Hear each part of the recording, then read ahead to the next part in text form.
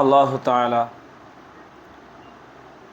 நம்முடைய ஷேக் நாயகம் அவர்களுடைய இந்த மாதாந்திர ஃபாத்திஹாவிலே நம் எல்லோரையும் நம்மை தஸ்கியத் செய்து கொள்வதற்காக ஒன்று சேர்த்துள்ளான். அல்ஹம்துலில்லாஹ்.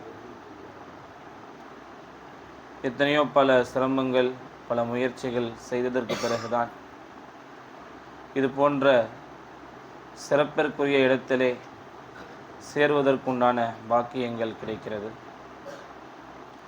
பொதுவாகவே ஒரு நல்ல விஷயத்தை நாம் செய்ய ஆசைப்பட்டோம் என்பதாக சொன்னால் அதை தடுப்பதற்காக ஷைத்தான் எவ்வளவோ சூழ்ச்சிகளை செய்கிறான்.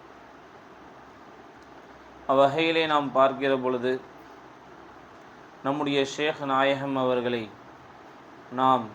நமக்கு அவர்களை சந்திப்பதற்குண்டான ஒரு பாக்கியம், ஒரு வாய்ப்பு கிடைப்பது என்பது அல்லாஹு தஆலாவுடைய புறத்திலிருந்து கிடைத்த மிகப்பெரிய ஒரு உதவி. அல்லாஹுதான் நம்மை இங்கு அழைத்து வந்தான். அவன்தான் நம்முடன் இருந்து நம்மை இங்கு கொண்டு வந்து பாதுகாப்பான முறையில் சேர்த்தான். அவ்வாறு இங்கு வருகை தந்த எல்லோருக்குமே அல்லாஹு தஆலாவிற்கு நாம் அதிகம் நன்றி செலுத்த கடமைப்பட்டிருக்கின்றோம். கண்ணியத்திற்குரியவர்களே, நாம் எந்த அளவிற்கு நம்முடைய ஷேக்கின் மீது கண்ணியம் வைத்திருக்கின்றோமோ அந்த அளவிற்கு அல்லாஹு தஆலா நம்மை தஸ்கீயத் செய்து கொண்டே இருப்பான். மேலும் நாம் ஒரு விஷயத்தை விளங்கிக் கொள்ள வேண்டும். எவ்வளவு பெரிய சிரமம் நமக்கு ஏற்பட்டாலும் அவை அனைத்தையும் நாம் முறியடித்து விட்டு நம்முடைய ஷேக்குடைய உத்தரவுக்கிணங்க நாம் செயல்பட்டோம் என்பதாக சொன்னால் அல்லாஹு தஆலா நம்முடைய வாழ்க்கையில் இருக்கக்கூடிய எல்லா விதமான பிரச்சனைகளையும் நீக்கிவிட்டு நம்முடைய வாழ்க்கையிலே நல்ல சுப செய்திகளை அல்லாஹு தஆலா ஏற்படுத்தி கொடுப்பான். கண்ணியத்திற்குரியவர்களே, நாம் அதிகமாக நம்முடைய ஷேக்கை நாம் நேசிக்க வேண்டும்.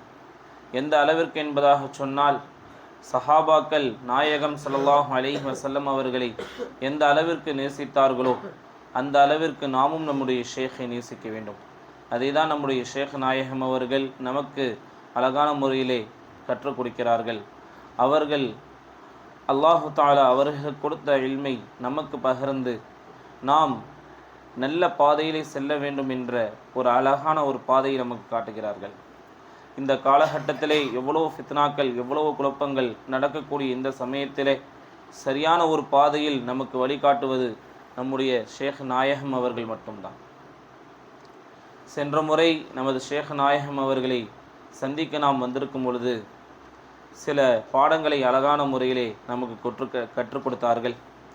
அதனுடைய சில விஷயங்களை மட்டும் சொல்லி நான் முடித்துக்கொள்கிறேன். கண்ணியத்திற்குரியவர்களே, அல்லாஹு தஆலாவுடைய வல்லமை எப்படிப்பட்டது என்பதாக சொன்னால் அதை நம்முடைய ஷேக் நாயகம் அவர்களிடத்திலே கரத்தை பிடித்து பையத்து பெற்று அவர்கள் சொல்லக்கூடிய தஅலீமை நாம் கேட்டால் மட்டும்தான் உண்மையிலே அல்லாஹு தஆலாவை நம்மால் விளங்கிக் கொள்ள முடியும். ஒரு முறை ஷேக் நாயகம் அவர்கள் அழகான முறையிலே சொல்லி காட்டினார்கள். அலி ரலியல்லாஹு அன்ஹு அவர்களுடைய கூற்று, யார் தன்னுடைய நஃப்ஸை அறிந்து கொண்டாரோ அவர் தன்னுடைய ரப்பை அறிந்து கொண்டார் என்பதாக. அப்படிப்பட்ட ஒரு இல்ம் நம்முடைய ஷேக் நாயகம் அவர்களுடைய இந்த சபையில் தான் நம்மால் கற்றுக்கொள்ள முடியும். கண்ணியத்திற்குரியவர்களே, அல்லாஹு தஆலா நம்முடைய தேவைகளை தன்னுடைய ذாத்தி குவத்தை கொண்டு நிறைவேற்றி தருகிறார். ஒரு நொடியும் அல்லாஹு தஆலா நம்முடைய தேவைகளை பூர்த்தி செய்கிறான். எந்த அளவிற்கு என்பதாக சொன்னால் அவனே உடன் இருந்து நம்முடைய தேவைகளை பூர்த்தி செய்து தருகிறான்.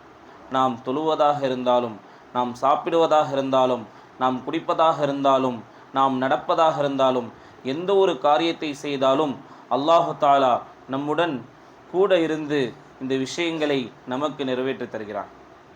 அப்பொழுது ஷேக் நாயகம் அவர்கள் அழகான முறையில் அதை நமக்கு கற்றுக் கொடுத்தார்கள்.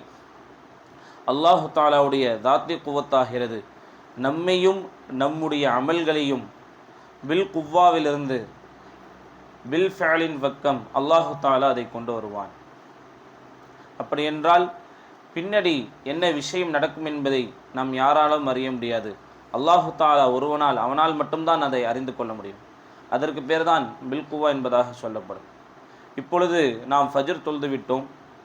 நேற்று இஷாவிலே நாம் இஷா தொழுது விட்டு இருக்கும் பொழுது இதற்கு பிறகு நாம் ஃபஜ்ர் தொழுவோமா என்பது நமக்கு தெரியாது.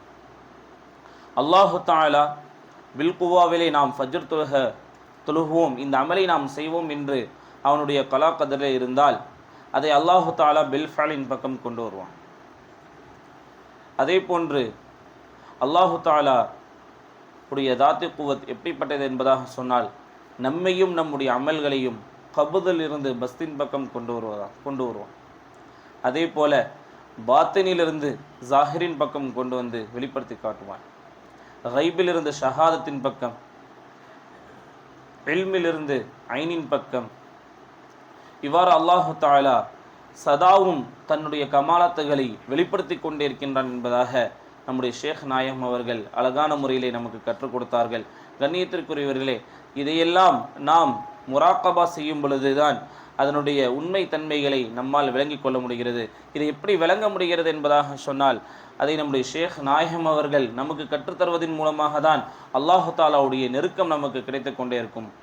குறிப்பாக அல்லாஹு தாலாவுடைய நெருக்கம் நமக்கு கிடைக்க வேண்டும் என்பதாக சொன்னால் அதிகம் நம்முடைய ஷேக் நாயகம் அவர்களுடைய தொடர்பிலே நாம் இருக்க வேண்டும். கண்ணியத்திற்குரிய அல்லாஹ்வின் நல்லடியார்களே, இவ்வுலகில் நாம் வாழும் காலமெல்லாம் அதிகமாக நம்முடைய ஷேக்குடன் இருக்கக்கூடிய பாக்கியத்தை நமக்கெல்லாம் அல்லாஹு தாலா தருவானாக. மேலும் நம்முடைய ஷேக் நாயகம் அவர்களை அதிகமாக நேசிக்கக்கூடிய பாக்கியத்தை அல்லாஹு தாலா நமக்கெல்லாம் தருவானாக.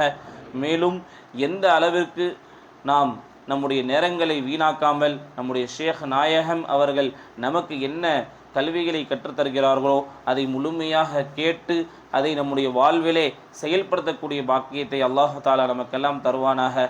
ஆமீன். அஸ்ஸலாமு அலைக்கும் வரஹ்மத்துல்லாஹி வபரகாத்துஹு.